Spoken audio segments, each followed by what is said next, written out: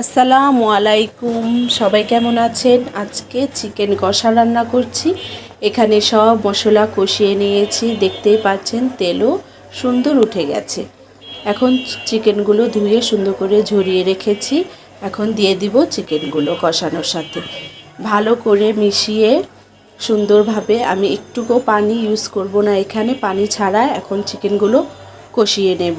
এই তো কষাতে কষাতে এ পর্যায়ে চলে এসেছে। এখন এর মধ্যে দিয়ে দিব সামান্য পরিমাণের একটু পানি। এই পানিতেই আমার হয়ে যাবে চিকেন রান্না।